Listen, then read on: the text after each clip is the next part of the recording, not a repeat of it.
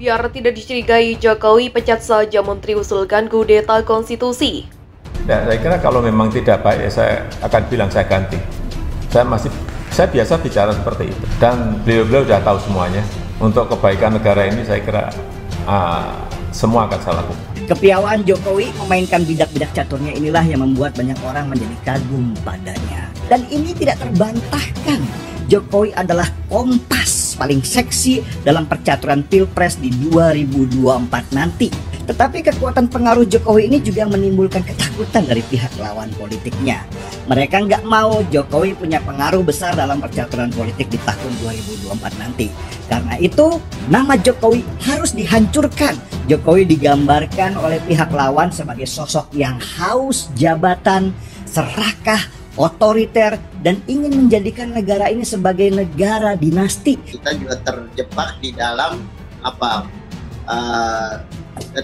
di dalam gendang yang dimainkan oleh mereka-mereka yang menghendaki ini gitu, menghendaki penundaan masa jabatan dan penambahan masa jabatan, dan kelihatan sampai sekarang ya paling tidak berhasil dalam arti mengaduk-ngaduk wacana, membuat wacana yang sebenarnya ya kita semua sudah tahu inkonstitusional, dan juga tidak ada alasan untuk merubah konstitusi.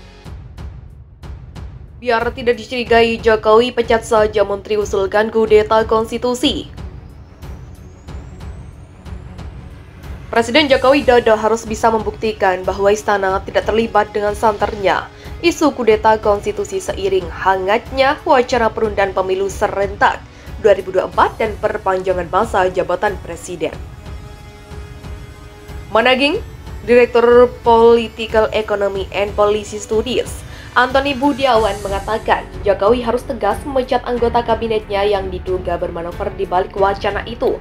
Jokowi harus berhentikan menteri yang usulkan kudeta konstitusi, ujar Antony Budiawan dalam cuitan akun Twitter pribadinya Sabtu. Dikatakan Antony, Jokowi sebagai kepala negara seharusnya sudah paham kalau jabatannya dibatasi konstitusi, yakni paling lama 2 periode dengan 1 periode 5 tahun.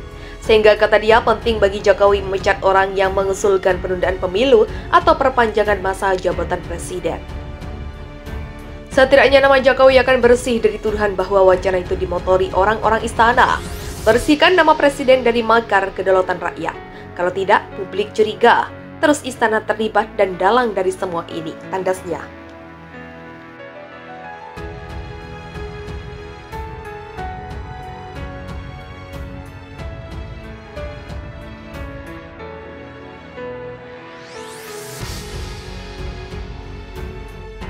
Anies Baswedan bukan orang Indonesia asli jadi nggak bisa nyapres. Omongan Rocky Gerung bikin auto mingkem. Siapa orang Indonesia asli? Mengenai besarnya gerakan relawan dan dukungan pada Anies Baswedan di sejumlah daerah akhir-akhir ini, pengamat politik Rocky Gerung angkat suara. Menurutnya serangan kepada Anies akan terus meningkat imbas besarnya suara perlawanan yang ditimbulkan Anies, salah satunya sentimen Anies yang punya darah Arab. Akan dicari cara supaya Anies dihambat terus, misalnya ditakuti.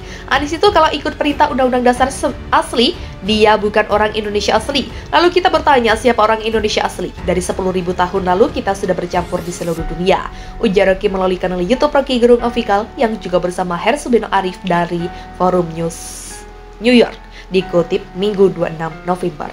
Rocky juga menganggap acara yang kelompok relawan Jokowi adakan di Gelora Bung Karno pada Sabtu 26 November, lalu di mana Jokowi sendiri hadir merupakan respons dari begitu kuatnya dukungan yang mengarah ke Anies.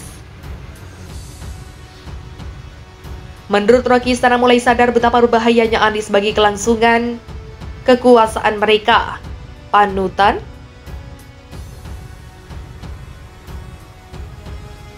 Padahal, menurut Rocky, Anies baru memulai kunjungannya setelah menuntaskan tugas menjadi Gubernur DKI Jakarta.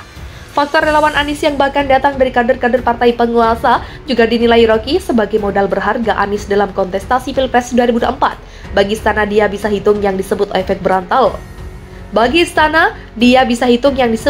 berantai. Ini kalau sudah separuh Indonesia itu diasuh.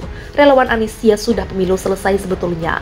Ini euforia susah dipahami, ujar Rocky.